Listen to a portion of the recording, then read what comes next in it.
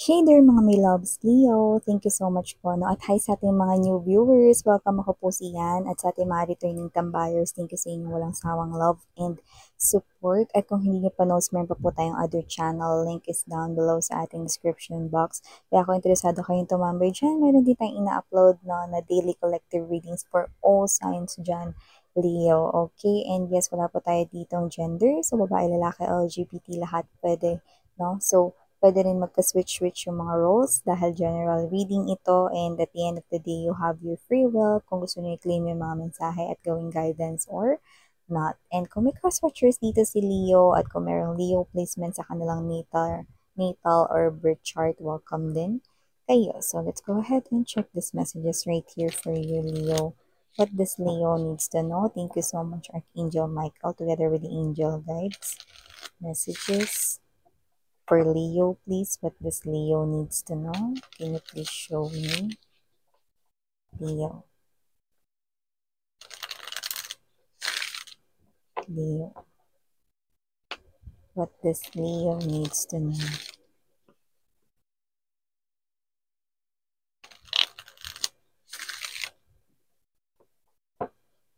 Okay, so let's go ahead and check this mga mensahe para sa Leo. So guys, you do have here the energy of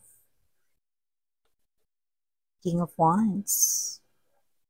Could be dealing with Scorpio but doesn't have to be. Pwedeng may Scorpio placement sa kanilang natal or birth chart, no? Pero pwede rin you could be dealing with any other zodiac sign, okay? Ten of Cups and dito din Chariot card energy. Four of Cups right here in the Moon, okay? You also have here the High Priestess for you. Plus, you've got right here 3 major arcanas already, ha? You also have here 4th major arcana, Wheel of Fortune right here, 6 of Wands. And 5th major arcana, Death energy. But don't worry, death right here is not death na literal na, but it signals new beginning, no? So, okay.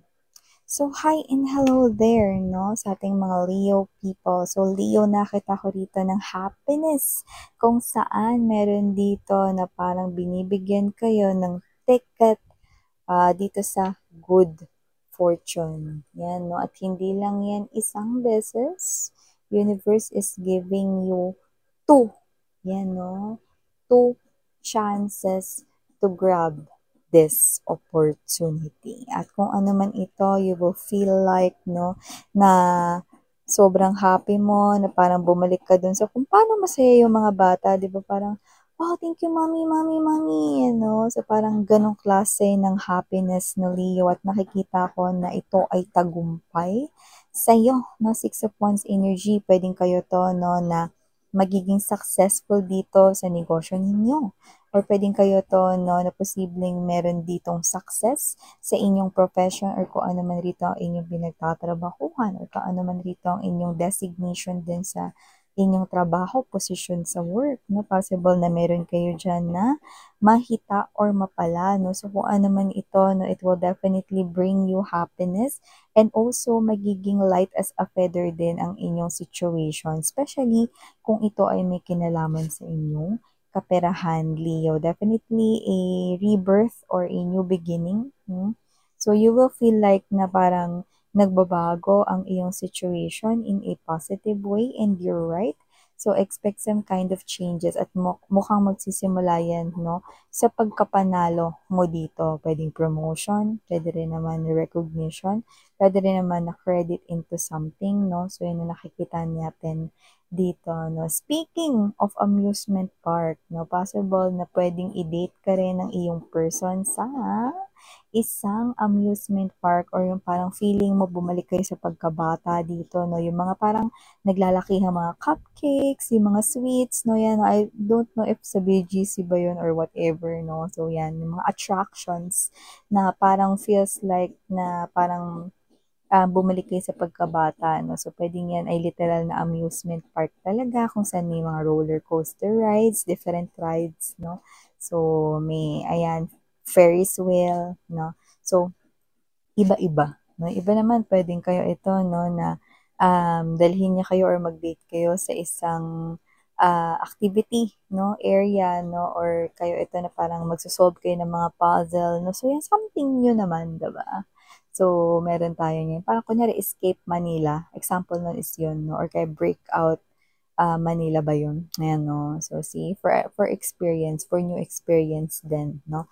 But others, it could be something special. Pwedeng yan ay attraction sa ibang bansa, no. Could be Disneyland. Wow, 'di ba? So, maliban dyan, Leo, nakakita rin tayo dito ng energy na meron dito na posibleng boyfriend-girlfriend nyo na rin, no, na posibleng mas magsisipag pa dito, no, para kayo ay maikasal na. So, kung sino man siya, possible na siya ay chef or yun ang kanyang trabaho, pero pwede rin na masarap siyang magluto, no, kahit hindi siya chef.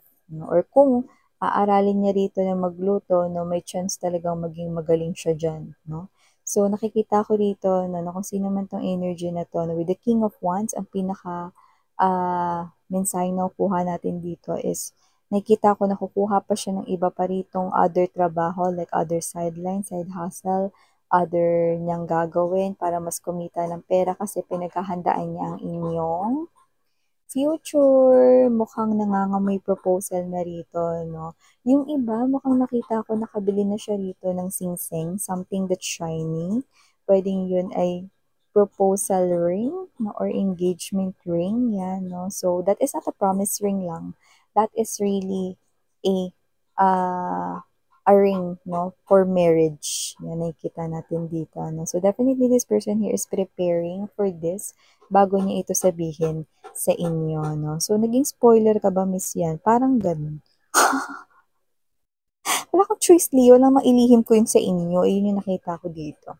So, tuloy-tuloy na yun, no? So, pwedeng meron kayong fur baby or siya may fur baby siya. Pwedeng dog, cat, hamster, no, rabbit. It could be any animal, pero parang mabalahibo. Yun nakikita natin dito.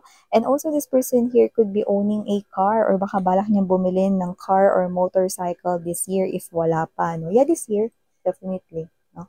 Kung wala pa. So, maliban dyan sa inyong makulay, no, na love story with the person na nasa buhay nyo na, paano naman yung mga single miss yan? Ay, meron din, mga babes, no? Pero meron muna kayong kailangang gawin. Kasi nakikita ko rito, no, na meron ditong ex na magbabalik dito sa life ninyo, pero kailangan nyo muna siyang i-reject para pumasok yung new love, yan, no? Yun yung hindi nyo alam. Kaya yun yung sinabi ko dito, yan, no? So, with the Four of Cups energy, immature ang inyong ex na paparating, na papalapit sa inyo. Possible na medyo, for some reason, may body build tayo nakukuha. Kung hindi siya chubby, pwedeng malusog yung pangangatawan niya in a way na may laman-laman siya. No? So, kung sino man siya mga babes, mukhang hiyang siya sa ginagawa niyang mga kaimaturan sa buhay. No? So, nakikita ko rito na magiging sakit nyo pa rin yan sa ulo, no? Ang role niya dyan is, kailangan i-reject mo siya para pumasok yung tunay na pag-ibig na para sa iyo. This is the moon. This is something here that you do not see coming. But I'm seeing what is coming towards you guys. No, the moon here looks like the sun, isn't it? And the sun brings a lot of happiness right here. And this is what you're winning when it comes to love singles. Kaya naman, Leo, na pang hinihintay ninyo pagdating ng inyo ritong ex, no, ipagtabuyan nyo na siya agad. We have here number 18. Yan, maybe someone's birth date is exactly 18.